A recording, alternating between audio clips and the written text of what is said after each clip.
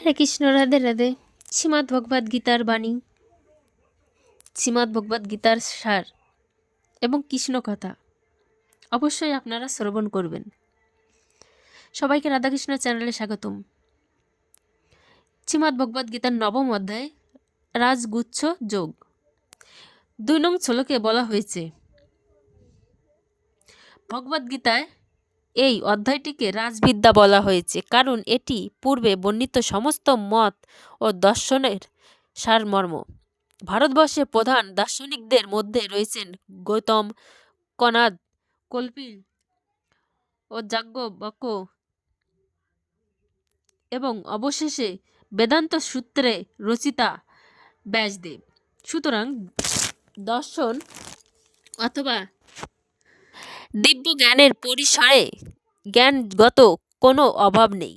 এখানে ভগবান বলেছেন যে নবম অধ্যায়ে বর্ণিত তত্ত্বজ্ঞান সমস্ত বিদ্যার রাজা এবং বেদ অধ্যয়ন ও বিভিন্ন দর্শনের মাধ্যমে প্রাপ্ত সমস্ত তত্ত্বজ্ঞানের সারাতিসার।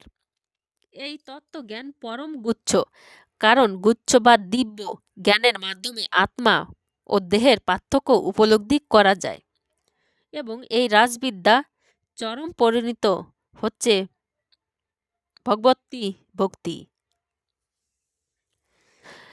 সাধারণত মানুষ এই রাজবিদ্যা শিক্ষা লাভ করে না, তারা কেবল বাক্য জ্ঞানই অর্জন করে।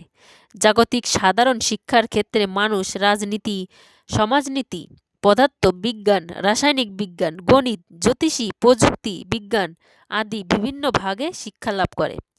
সমগ্র বিশ্বের এই সমস্ত জ্ঞান প্রদানের জন্য বিভিন্ন বিভাগ ও বহু বিশ্ববিদ্যালয় আছে, কিন্তু দুর্ভাগ্যবশত এমন কোনো বিশ্ববিদ্যালয় বা শিক্ষা প্রতিষ্ঠান নেই যেখানে চিন্ময় আত্মার তত্ত্ববিজ্ঞান সম্বন্ধে শিক্ষা দেওয়া হয়।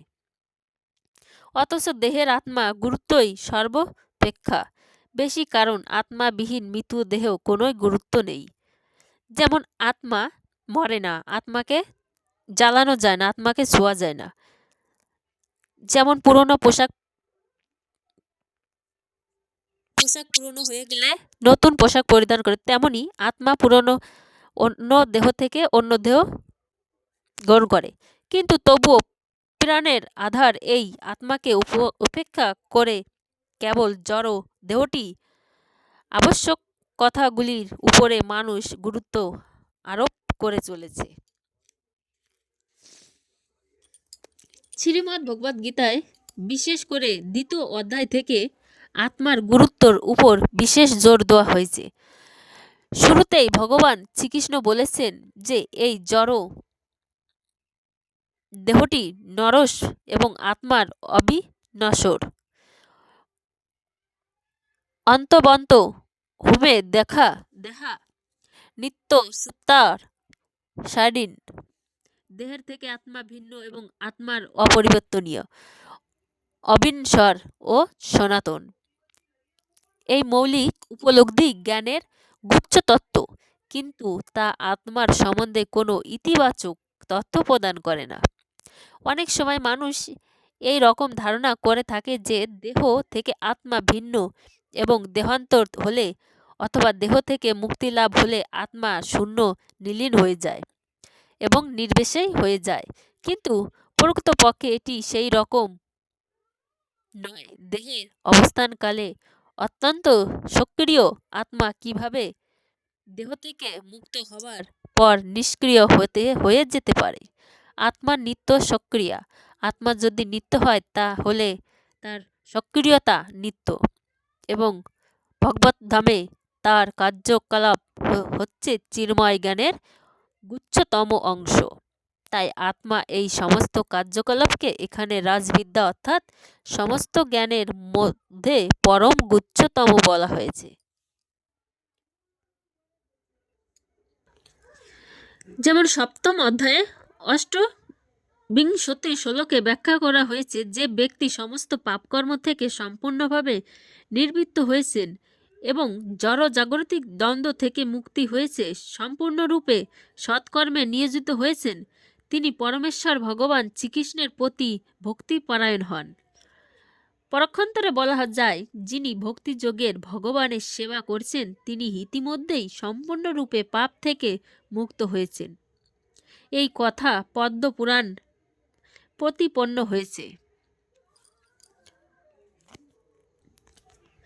ভক্তি সহকারে যারা পরমেশ্বর ভগবানের সেবা করছেন তাদের প্রাপ্ত সন্নিধ্য বীজরূপী সমস্ত পাপ কর্মের ফলই ধীরে ধীরে নষ্ট হয়ে যায়। সুতরাং ভগবতীর পাপ নাশকারী শক্তির অত্যন্ত প্রবল এবং তাকে পবিত্রম উত্তম অর্থাৎ পবিত্র পরম পবিত্র বলা হয়। এমন কথা বলা হয়ে থাকে যে ভগবতীর সাধক উৎকৃষ্ট হওয়ার ফলে তার পরিণাম সঙ্গে সঙ্গে প্রত্যক্ষ করা যায়।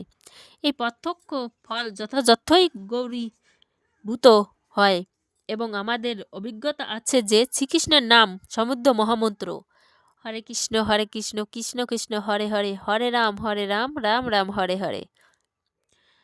অপরাধ মুক্ত হয়ে কীর্তন করতে করতে অপ্রাকৃত আনন্দদানভূতি এবং মানুষ অচিরের জড় জাগতিক সমস্ত কলুষি থেকেই মুক্ত হয়ে পবিত্র হয়।